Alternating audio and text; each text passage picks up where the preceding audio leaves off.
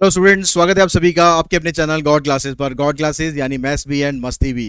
तो class 10th से आप लोग क्लास 12th क्लास 11th में आ चुके हैं और अप्लाइड मैथमेटिक्स अगर आपने चूज़ किया है तो आप बिल्कुल सही जगह पर आए हैं। इस चैनल पर आपको अप्लाइड मैथमेटिक्स से रिलेटेड हर एक कंटेंट मिलेगा। कोई भी आपको टेंशन लेने की ज़रूरत नहीं है कि इसका कंटेंट बहुत कम है, ज़्यादा अवेलेबल नहीं है। कुछ भी टेंशन आपको लेने की ज़रूरत नहीं है। वन स्टॉप सॉल्यूशन है applied mathematics for class 11th and class 12th। ठीक है, गॉड क्लासेस, इस पर आपको हर एक कंटेंट आपको मिलने वाला है। तो आज की जो ये वीडियो रहेगी इसके अंदर हम आपका जो सिलेबस है उसको एनालाइज करेंगे, क्या क्या आपको सिलेबस में दिया हुआ है, कितने मार्क्स के कौन से टॉपिक है, कौन से टॉपिक ऐसे हैं जिसमें आपको ज़्यादा मेहनत करनी चाहिए, कौन से टॉपिक ऐसे हैं जो 12 से भी रिलेट करते हैं तो उन पर आपको और ज़्यादा फोकस करना चाहिए। ठीक है, सारा का सारा डिटेल में हम डिस्कस करने वाले हैं। तो आपकी जो मोस्टली जो यहाँ पर हम डिस्कस करेंगे, वैसे हम टॉपिक वाइज ही हम डिस्कस करेंगे, लेकिन ज़्यादातर स्कूल्स के अंदर बुक्स जो अगर हम देखें तो M L Aggarwal book use होती है, तो उसी के हिसाब से हम बात करेंगे वैसे तो।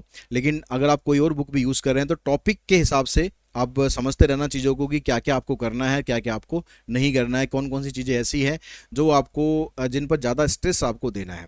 यहाँ पर मैं डिलीटेड पोर्शन की बात नहीं करूँगा ज़्यादा, क्योंकि क्लास 11th के अंदर पंगा ये होता है कि स्कूल्स की अपनी एक प्रोसेस होता है। कुछ स्कूल्स क्या करते हैं, जो डिलीटेड पोर्शन है उसको भी करवा देते हैं, कुछ ऐसे हैं जो डिलीटेड पोर्शन को नहीं करवाते हैं।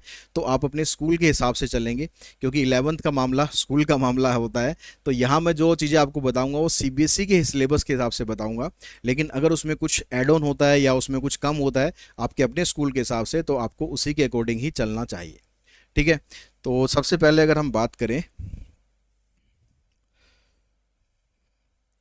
जो सिलेबस है आपका उसमें अप्लाइड मैथमेटिक्स क्लास 11, तो सबसे जो पहली यूनिट है आपके पास नंबर क्वांटिफिकेशन वाली, इसके अंदर आपके पास एक टॉपिक है नंबर्स। ठीक है, बहुत छोटा सा टॉपिक है numbers, decimal to binary, binary to decimal, बहुत आसान सा टॉपिक है। आप मुश्किल से उसको आधा पौना घंटा 1 घंटे के अंदर ये टॉपिक आप आराम से ख़त्म कर सकते हो। उसके बाद है indices, logarithm and anti logarithm. तो ये वाला टॉपिक बहुत इंपॉर्टेंट टॉपिक है। ठीक है, बहुत इंपॉर्टेंट टॉपिक है क्योंकि क्लास 12 से भी कनेक्ट है। ठीक है, बहुत मज़ेदार भी टॉपिक है। अगर आप इसको समझते हो अच्छे से तो आपको मज़ा आएगा सब चीज़ें करने में। लॉग टेबल कैसे रीड करते हैं, एंटी लॉग टेबल कैसे रीड करते हैं, और ये लॉग की जो वैल्यूज़ होती हैं कैसे आपको रखनी होती है, कैसे आपको निकालनी होती है एंटी लॉग की वैल्यू, क्योंकि ये सारा का सारा 12th में भी आपके बहुत काम आने वाला है। उसके बाद हम बात करते हैं क्वांटिटेटिव एप्टीट्यूड। इसके अंदर जो टॉपिक्स आपको दे रखे हैं, देखो एवरेज है इसके अंदर, सिटिंग अरेंजमेंट है, क्लॉक है, कैलेंडर है, time, work and distance, speed. तो ये सारे टॉपिक है। तो ये टॉपिक बेसिकली डेडिकेटेड है, जब आप कोई भी कंपटीशन एग्जाम दे दो ना तो वहाँ पर ये सारे टॉपिक आते हैं। चाहे एवरेज की बात करो, सिटिंग अरेंजमेंट की बात करो, क्लॉक कैलेंडर के क्वेश्चंस आते हैं, टाइम, वर्क, डिस्टेंस, स्पीड, इन सब के क्वेश्चंस आते हैं। तो ये जो एक यूनिट है ये पूरी की पूरी डेडिकेटेड है क्वांटिटिव एप्टीट्यूड, यानी जनरल टेस्ट जिसे आप बोलते हो, ये उसको डेडिकेटेड है। उसके बाद जो नेक्स्ट टॉपिक है हमारे पास मेंसुरेशन का टॉपिक है, जिसमें आप सरफेस एरिया निकालते हैं, वॉल्यूम निकालते हैं। क्लास 9th में आपने किया है, क्लास 10th में भी आपने किया है, अब क्लास 11th में भी आपको करना है। ठीक है, जो पहली यूनिट है हमारी, ये पहली यूनिट है, 15 मार्क्स की यूनिट है। सॉरी, 15 की नहीं है। हम्म, पहली यूनिट है हमारे पास 9 मार्क्स की। ठीक है, अब जो सेकंड यूनिट है ये अलजेब्रा, 15 मार्क्स की यूनिट है, तो इसकी जो वेटेज है काफ़ी ज़्यादा है। ठीक है, और इस पे आपको बहुत ज़्यादा अच्छे से मेहनत करनी है क्योंकि वेटेज इसकी अच्छी खासी है। तो इसमें सबसे पहला टॉपिक है सेट्स एंड रिलेशन। ठीक है, बहुत प्यारा टॉपिक है और बहुत आसान टॉपिक है। उसके अलावा sequence series, permutation and combination, ये दोनों टॉपिक ऐसे हैं ना, इनको इनके जो क्वेश्चंस आप करोगे ना, इनको क्वेश्चंस करने में आपको बड़े मजे आएंगे। ठीक है, आपको लेकिन क्वेश्चंस को उससे पहले आपको इनके ना बेसिस को अच्छे से समझ लेना है कि कौन सी सीरीज किस तरह की होती है, एपी क्या होता है, जीपी क्या होता है, अर्थमेटिक मीन क्या होता है, ज्योमेट्रिक मीन क्या होता है, ये सब आप अच्छे से फार्मूले के समझ गए, कंसेप्ट आप समझ गए। परमुटेशन कम्बिनेशन में कहाँ परमुटेशन यूज होता है, कहाँ पर कॉम्बिनेशन यूज होता है, ये सब चीज़ें आप समझ गए ना एक बार अच्छी तरह, तो आपको इन क्वेश्चंस को करने में ना बड़ा मजा आएगा। ठीक है, क्योंकि इनके अंदर सिर्फ आपको क्वेश्चंस को समझकर आपको उनकी वैल्यूज़ निकालनी होंगी, थोड़ा सा कैलकुलेशंस होंगी। कैलकुलेशन भी ऐसा नहीं कि बहुत हार्ड कैलकुलेशन होंगी, ठीक ठाक कैलकुलेशंस होंगी।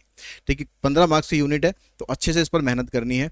उसके बाद फिर हम आते हैं यूनिट 3 मैथमेटिकल रीजनिंग। तो ये वाली जो टॉपिक है ये भी आपको, आप ये कह सकते हो कि जो जनरल टेस्ट होता है, एग्ज़ाम होता है, उसी एग्ज़ाम को ध्यान में रखते हुए आपको यहाँ पर टॉपिक दिया गया है। इसके अंदर odd man out, odd man out का मतलब होता है कि आपको 4 चीज़ें दे रखी होती है, 4 में से कौन सी चीज़ आपको बतानी है कि भाई ये ऑड है, ये सब बाकी सबसे अलग है। ठीक है, सिलोजिज्म के क्वेश्चन होते हैं, ब्लड रिलेशन के क्वेश्चंस होते हैं, कोडिंग डिकोडिंग के क्वेश्चंस होते हैं। तो ये सारा का सारा टॉपिक आपको 6 मार्क्स का टॉपिक है, तो बहुत मतलब छोटी यूनिट है और बहुत बड़े आराम से आप इसको कर लोगे, बहुत ज़्यादा मेहनत करने की ज़रूरत नहीं है।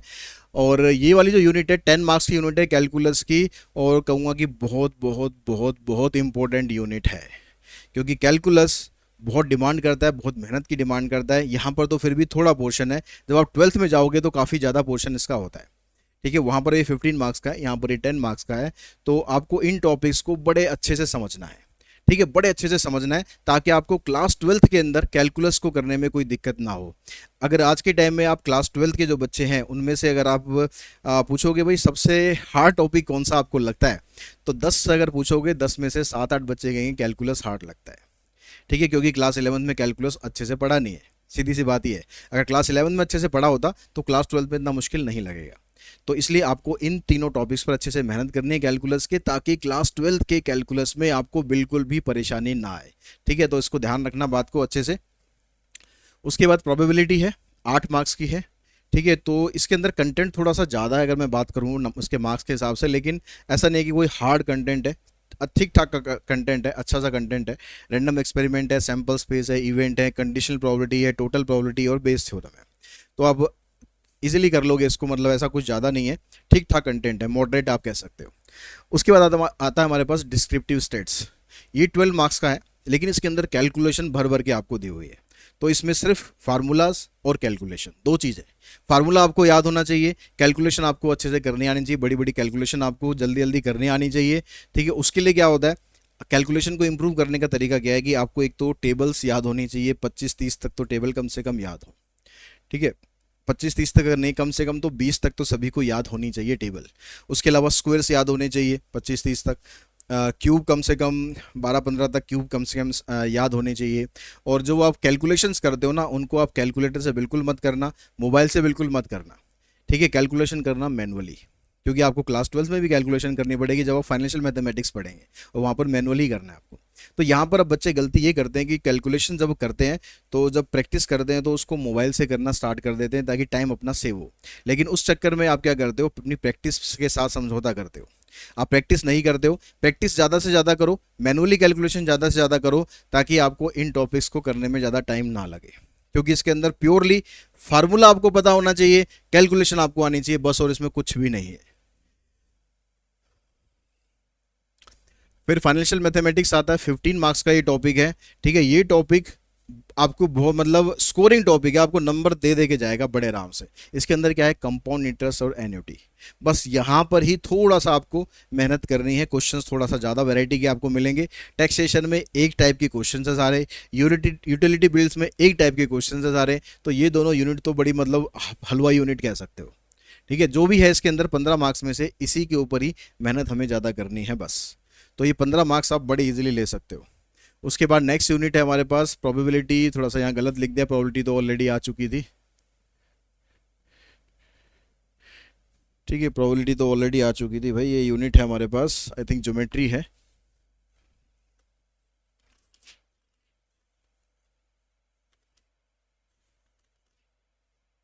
हम्म, ये वाली जो यूनिट है आपकी geometry, coordinate geometry, actually coordinate geometry है।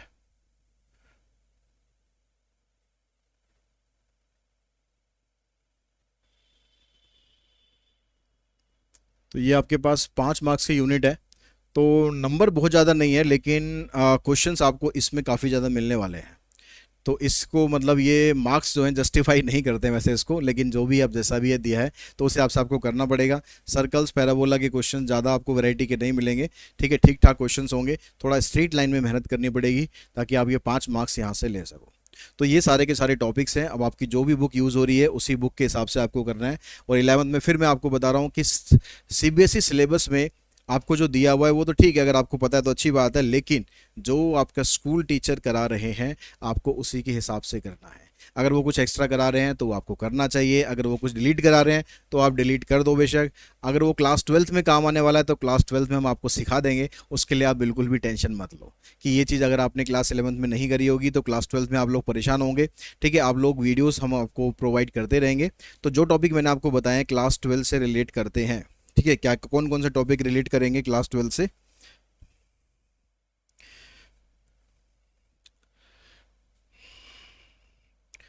ये तो वेटेज ही हो गई, ठीक है। इसमें से देखो मैं बता देता हूँ आपको, क्लास 12th के लिए आपको इसमें से एक तो करना पड़ेगा कैलकुलस, अच्छे से करना पड़ेगा,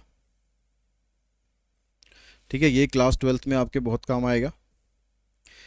उसके अलावा डिस्क्रिप्टिव स्टेट्स हो गया, फाइनेंशियल मैथमेटिक्स, यहाँ पर शायद लिखना रह नहीं है, यहाँ पर लिखा हुआ है, पर इसमें से फाइनेंशियल मैथमेटिक्स में एन्युटी एक टॉपिक आएगा, ठीक है। एन्युटी ये आपको अच्छे से करना है, ये क्लास 12th में आपके काम आएगा।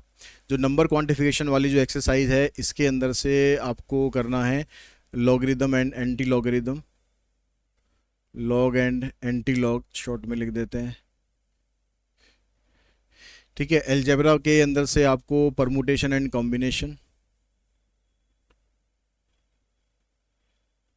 Permutation and combination. Mathematical reasoning different topic है, फाइनेंशियल मैथमेटिक्स में आपको बता ही दिया। प्रोबेबिलिटी, यस प्रोबेबिलिटी आपको करनी है, प्रोबेबिलिटी आपको पूरा ही करना है अच्छे से, ठीक है। डिस्क्रिप्टिव स्टेट्स अलग है कहानी। कोऑर्डिनेट ज्योमेट्री में से आप जो पैराबोला वाला पोर्शन है, सर्कल वाला पोर्शन है, ये तो पूरा ही आपको करना चाहिए। स्ट्रेट लाइन का भी यूज़ करेंगे हम, पैराबोला का भी यूज़ करेंगे, सर्कल का भी यूज़ करेंगे। तो जो जो ये टॉपिक हैं ये क्लास 12 से रिलेट करते हैं, तो ये इन टॉपिक्स को आपको अच्छे से करना है। अगर आपके स्कूल में इनमें से ऐसा कुछ है कि जो आपके स्कूल में नहीं कराया जा रहा है, डिलीट करा दिया जा रहा है, तो आप यूट्यूब वीडियोज़ के थ्रू उसको अच्छे से समझ लें, ताकि आपको क्लास 12 में ज़्यादा दिक्कत फेस ना करनी पड़े, ठीक है। और बाकी जो क्लास 11 की जो वीडियोस हैं ऑलरेडी वैसे अवेलेबल हैं, लेकिन फिर से हम एक सीरीज़ की स्टार्ट करने वाले हैं जल्दी, जिसमें आपको क्लास 12 का हर एक वीडियो मिलेगा। कुछ वीडियोस लास्ट ईयर हमने रिकॉर्ड करी थी, वो वीडियो रहेंगी कुछ, ठीक है, क्योंकि सेम कंटेंट है जो लास्ट ईयर था। और कुछ हम नई वीडियोस भी आपको प्रोवाइड करेंगे, जो पिछले साल प्रोवाइड हम नहीं कर पाए थे, वो वीडियो प्रोवाइड करेंगे, या उसमें जो पुराना कंटेंट है उसमें अगर कुछ और बेटर होने की गुंजाइश होगी तो वो भी हम आपको साथ साथ प्रोवाइड करते रहेंगे। तो आप बिल्कुल भी टेंशन ना लें, आपका पूरा का पूरा सिलेबस यूट्यूब पर भी कराया जाएगा। अगर यूट्यूब के अलावा अगर आप पेड बैच ज्वाइन करना चाहते हैं तो हमारी जो गॉड क्लासेस ऐप है उसके ऊपर जा सकते हैं, या फिर अगर आप वेब के थ्रू जाते हैं तो www.godclasses.in पर आप जा सकते हैं। मैं आपको एक बार दिखा देता हूँ,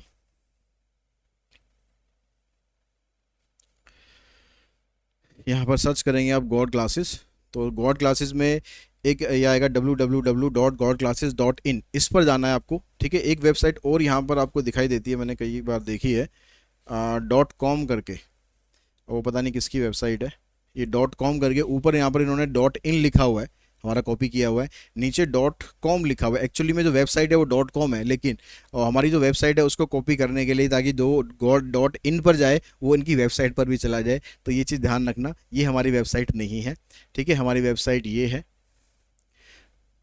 अब ये आपके सर्च में ऊपर आती है, नीचे आती है, वो आपके ब्राउज़र देखो, यहाँ पर www.godclasses.in ही लिखा हुआ है, यहाँ पर भी .in ही लिखा हुआ है, ठीक है। ये आप क्लिक करेंगे और इसमें आपको ये इंटरफेस दिखाई देगा, तो उससे भी आप पहचान पाएंगे कि ये वाली आपकी जो वेबसाइट है, ये असली वेबसाइट ये है हमारी। इसमें अगर आप लॉगिन करेंगे तो आपको अपने मोबाइल नंबर पे OTP मिलेगा, या ऑलरेडी लॉग्ड इन है तो इसलिए यहाँ पर ये डायरेक्टली पेज खुल गया है। बाकी आपको अपने मोबाइल नंबर पे OTP एक मिलेगा, उस पर OTP से आप इसको रजिस्टर कर सकते हैं। रजिस्टर करने के बाद अगर आप कोर्सेज पर जाएंगे तो कोर्स के अंदर आपको 11th का जो कोर्स है वो देखिएगा, विश्वास 4.0 नाम से, ये विश्वास 4.0 24-25 ये बैच है, इसको आप ज्वाइन कर सकते हैं। ऑलरेडी क्लासेस में स्टार्ट हो चुकी है, ठीक है, ऑलरेडी क्लासेस में स्टार्ट हो चुकी हैं। अगर आप अब ज्वाइन करते हैं तो उसमें जो क्लासेस ऑलरेडी हो चुकी हैं, अभी लगभग 3 चैप्टर हुए हैं इसमें, तो वो सारे के सारे आपको एज ए रिकॉर्डेड लेक्चर मिलेंगे, जिसको आप देखकर अपने जो डाउट्स हैं वो आप लाइव क्लास के अंदर पूछ सकते हैं, और आगे की जो क्लासेस हैं वो आप लाइव अटेंड कर सकते हैं। इसमें आपको पूरा का पूरा सपोर्ट मिलेगा, हर एक चैप्टर के आपके टेस्ट होंगे, आपको जो भी कराया जाएगा क्लास में उसका PDF भी आपको मिलेगा, ठीक है। प्लस इसमें आपको जो सैम्पल पेपर है वो भी आपको प्रोवाइड किया जाएगा, प्लस जो ML अग्रवाल आपकी बुक है उसका कंप्लीट सॉल्यूशन भी आपको एज ए PDF प्रोवाइड किया जाएगा। तो उम्मीद है कि आपको सारी चीज़ें क्लियर हो चुकी होंगी। तो आज की इस वीडियो में यहीं पर ही हम फिनिश करते हैं, और उम्मीद करते हैं कि आपकी जर्नी हमारे साथ बहुत अच्छी रहेगी 2024-25 class 11th। Thanks to all of you.